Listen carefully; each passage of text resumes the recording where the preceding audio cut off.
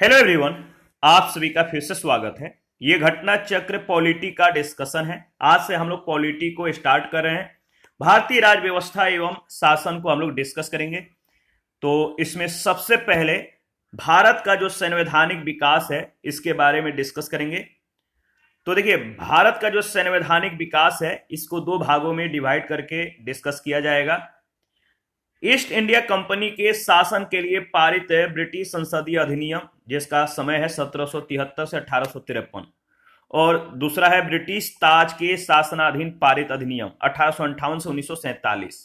ये सभी जो है 1773, इसके बाद 74, 1784, 86, ये जो सभी अधिनियम है 1813, यानी 1853 तक जो भी अधिनियम बने उन सभी अधिनियमों को डिस्कस करेंगे। और इसके बाद ब्रिटिश ताज के शासनाधीन जो अधिनियम है, जैसे अगर बात करें तो 1858 का जो मतलब कि 1858, इसके बाद आपका 1909, 1864, 1861, 1892, ये जो सभी अधिनियम है इन सभी को हम लोग इसके तहत जो है डिस्कस करेंगे और आधारित प्रश्नों को, जो इससे रिलेटेड प्रश्न अब तक पूछे गए, उन सभी प्रश्नों को भी हम लोग एनालिसिस करेंगे। तो सबसे पहले कंपनी के शासन के लिए जो पारित अधिनियम है इसको देखेंगे। तो स्टार्ट करते हैं। देखिए, इसका पीडीएफ भी अवेलेबल है। अगर आपको पीडीएफ चाहिए तो Telegram channel, Telegram quiz group या चैनल के कम्युनिटी बॉक्स में जाइए, वहां पर इसके रिगार्डिंग में इंफॉर्मेशन को अपडेट कर दिया गया है।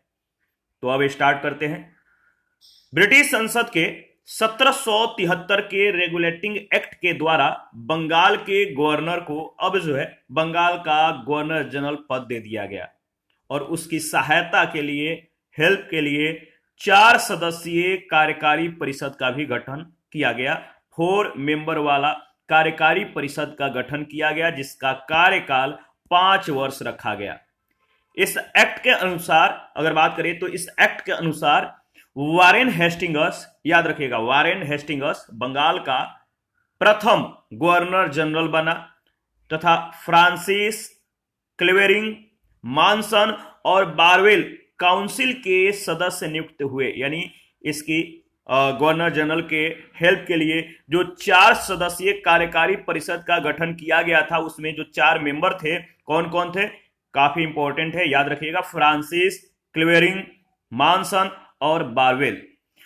ठीक है। सब परिषद गवर्नर जनरल को बंगाल में फोर्ट विलियम की, याद रखिए, फोर्ट विलियम की प्रेसिडेंसी के सैनिक और असैनिक शासन का अधिकार दिया गया। इसे प्रमुख मामलों, जैसे कि विदेश नीति में, तो प्रमुख मामलों में मद्रास और बंबई की प्रेसिडेंसियों का अधीक्षण भी करना था। इसी एक्ट के तहत कलकत्ता में 1774 ईस्वी में एक उच्चतम न्यायालय की स्थापना की गई। ये लाइन आपको ध्यान में रखना है, यहां से कई बार प्रश्न के रूप में ये लाइन को पूछा गया है। तो 1774 के, याद रखिए, 1774 के जो मतलब कि एक्ट के अनुसार कलकत्ता में एक उच्चतम न्यायालय की स्थापना की गई, जिसमें एक मुख्य न्यायाधीश और 3 अन्य न्यायाधीश थे। कंपनी के कर्मचारियों को निजी व्यापार करने और भारतीयों से उपहार लेने से, यानी गिफ्ट लेने से प्रतिबंधित किया गया। पिट्स इंडिया एक्ट 1784 के द्वारा कंपनी के राजनीतिक और व्यापारिक कार्यों का पृथक्करण किया गया। जो राजनीतिक और व्यापारिक कार्य थे इनको पृथक्करण किया गया, अलग अलग किया गया। इस एक्ट में निदेशक मंडल को कंपनी के व्यापारिक मामलों के अधीक्षण की भी अनुमति दे दी गई, लेकिन राजनैतिक मामलों के प्रबंधन के लिए नियंत्रण बोर्ड, यानी बोर्ड ऑफ कंट्रोल का गठन किया गया। 1786 के अधिनियम के द्वारा गवर्नर जनरल को विशेष परिस्थितियों में अपनी परिषद के निर्णय को निरस्त करने और लागू करने का भी अधिकार दिया गया। गवर्नर जनरल को प्रधान सेनापति की शक्तियां भी जो है प्रदान की गई। ये दोनों अधिकार, याद रखिएगा, अगर बात करें तो ये दोनों जो अधिकार है सर्वप्रथम लॉर्ड कॉर्नवालिस ने प्राप्त किए। ये दोनों अधिकार सबसे पहले किसने प्राप्त किया? लॉर्ड कॉर्नवालिस ने। 1793 के चार्टर एक्ट के अंतर्गत कंपनी के अधिकारों को 20 वर्ष के लिए बढ़ा दिया गया। 1813 के चार्टर एक्ट के द्वारा पहली बार भारतीयों की शिक्षा पर प्रति वर्ष 1 लाख रुपए खर्च करने का उपबंध किया गया। कंपनी के भारतीय व्यापार के एकाधिकार को समाप्त कर दिया गया। चीन के साथ तथा चाय के व्यापार पर उसका एकाधिकार बना रहा। 1833 के चार्टर एक्ट के द्वारा बंगाल के गवर्नर जनरल को जो है पूरे भारत का गवर्नर जनरल बना दिया गया। इस चार्टर एक्ट की धारा 87 के अनुसार कोई भी भारतीय केवल धर्म, जन्म स्थान, वंश और वर्ण के आधार पर सरकारी सेवा के लिए अयोग्य नहीं समझा जा सकता था। देश की शासन प्रणाली का केंद्रीकरण कर दिया गया। लॉर्ड विलियम बेंटिक भारत का प्रथम गवर्नर जनरल था। लॉर्ड विलियम बेंटिक ये भारत के प्रथम गवर्नर जनरल था। कंपनी के समस्त व्यापारिक कार्य समाप्त कर दिए गए। भविष्य में उसे केवल राजनैतिक कार्य ही करने थे। गवर्नर जनरल की परिषद में एक कानूनी सदस्य, चौथा सदस्य, एक कानूनी सदस्य को सम्मिलित किया गया। सर्वप्रथम मैकाले को कानूनी सदस्य के रूप में जो है शामिल किया गया। इस एक्ट के तहत सपरिषद गवर्नर जनरल को पूरे भारत के लिए कानून बनाने का भी अधिकार प्रदान किया गया। इसी एक्ट में नियुक्तियों के लिए योग्यता संबंधी मानदंड अपनाकर भेदभाव को समाप्त किया गया। 1853 के चार्टर एक्ट के द्वारा विधायी शक्तियों को कार्यपालिका शक्तियों से पृथक करने की व्यवस्था की गई। विधि निर्माण के लिए गवर्नर जनरल की विधायी परिषद की स्थापना की गई, जिसे आगे चलकर भारतीय विधान परिषद के नाम से जाना गया। सिविल सेवकों की भर्ती एवं चयन के लिए खुली प्रतियोगिता का शुभारंभ किया गया। पहला प्रश्न है, निम्नलिखित में से किस अधिनियम में कलकत्ता में सर्वोच्च न्यायालय की स्थापना का प्रावधान किया गया था? निम्नलिखित में से किस अधिनियम में कलकत्ता में सर्वोच्च न्यायालय की स्थापना का प्रावधान किया गया था? तो सही जवाब है रेगुलेटिंग एक्ट 1773। ऑप्शन ए बिल्कुल करेक्ट ऑप्शन है। 1773 के रेगुलेटिंग एक्ट में कलकत्ता में सर्वोच्च न्यायालय की स्थापना का प्रावधान किया गया था। ठीक है, 1773 के रेगुलेटिंग एक्ट में, और इसकी स्थापना 1774 में हुआ था। इस एक्ट के अधिनियम के तहत सर एलिजा इम्पे इसके प्रमुख मुख्य न्यायाधीश थे। एलिजा इम्पे, याद रखिएगा, यह भी प्रश्न पूछा गया है किस एक्ट के तहत? तो 1774 में, 1773 के रेगुलेटिंग एक्ट के तहत। सेकंड प्रश्न है, सर्वोच्च न्यायालय की स्थापना के संबंध में निम्नलिखित में से कौन सा कथन सही है? सर्वोच्च न्यायालय की स्थापना के संबंध में दो कथन दिए गए हैं, आपको बताना है कि इन दोनों में से कौन सा कथन सही है। पहला, कलकत्ता में सर्वोच्च न्यायालय की स्थापना 1773 के रेगुलेटिंग एक्ट के द्वारा की गई थी। क्या यह सही है? बिल्कुल सही है।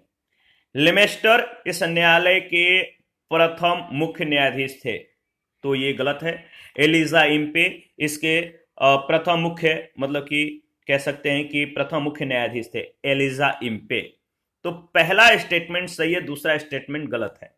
ठीक है, और जो पहला प्रश्न था वहीं पर इसके बारे में हम लोगों ने डिस्कस किया था। थर्ड नंबर है, सूची 1 सूची 2 के साथ आपको मिलान करना है। सूची 1 सूची 2 के साथ आपको मिलान करना है, तो चलिए मिलान करते हैं। नियंत्रण परिषद की जो स्थापना है, नियंत्रण परिषद की जो स्थापना है, इसका संबंध किससे है? पिट्स का भारतीय अधिनियम 1784।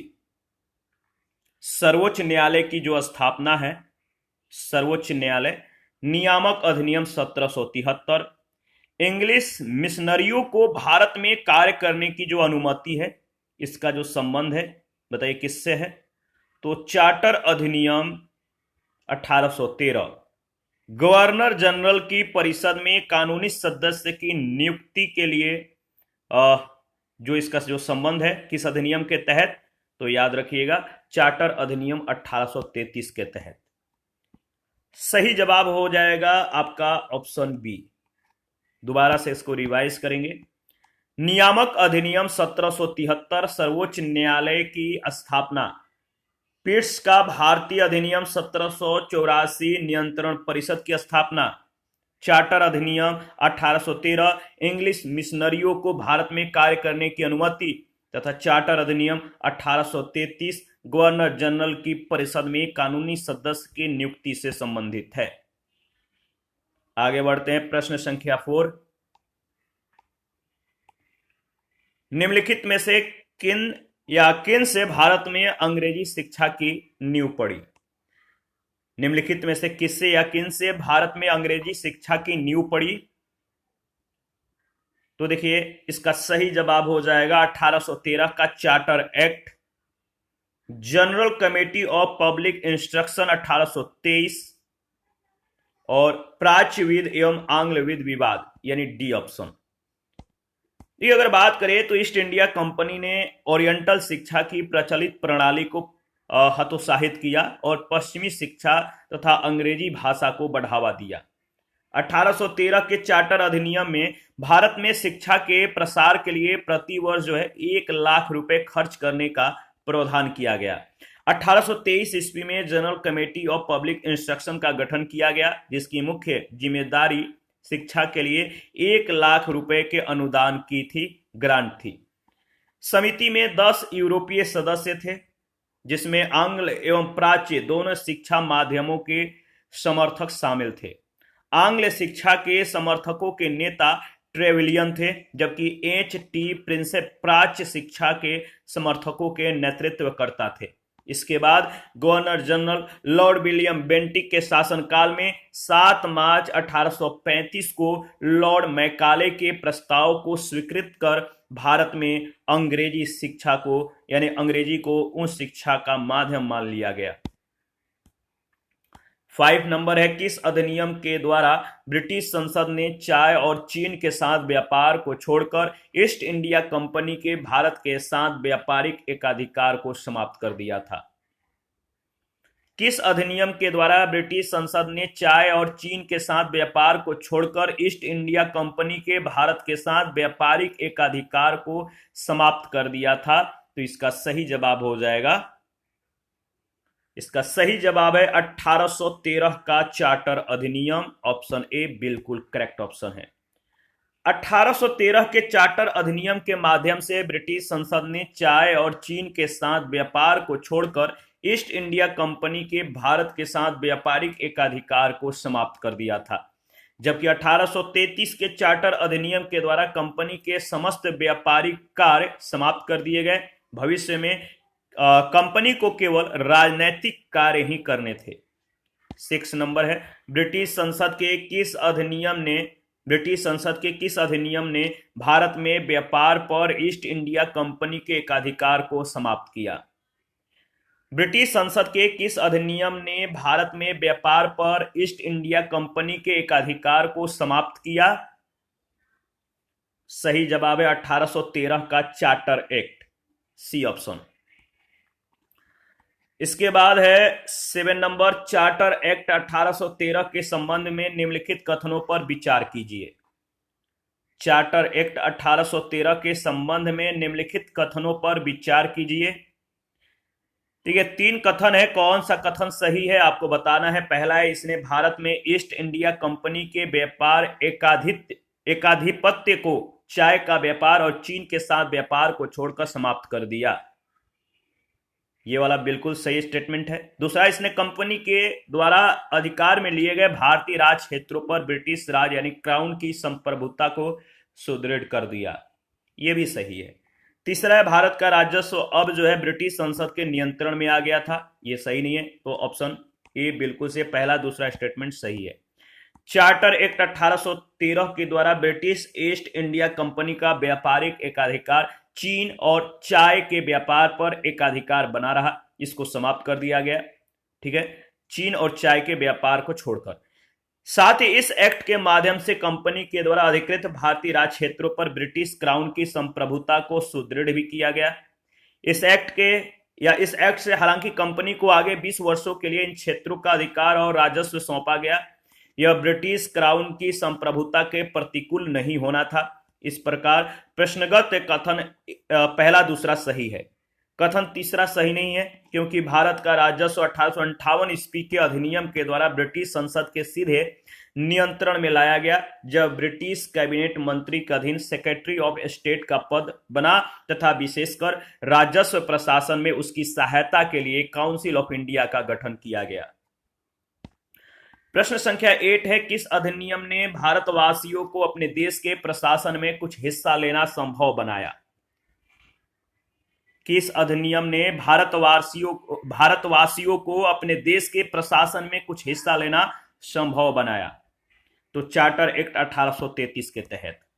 चार्टर एक्ट 1833 की धाराओं में सबसे महत्वपूर्ण धारा संख्या 87 थी, जिसमें कहा गया था कि किसी भी भारतीय अथवा क्राउन की देशज प्रजा को अपने धर्म, जन्म स्थान, वंशानुक्रम, वर्ण या इनमें से किसी एक कारणवश कंपनी के अधीन पद या सेवा के अयोग्य नहीं माना जा सकेगा।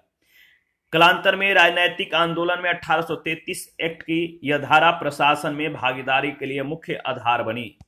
ठीक है, इसी के साथ आज का जो सेशन है समाप्त करते हैं। नेक्स्ट सेशन में हम लोग जो है ब्रिटिश ताज के शासनाधीन पारित जो अधिनियम है इसके बारे में डिस्कस करेंगे। इस पर आधारित प्रश्नों को भी हम लोग एनालिसिस करेंगे।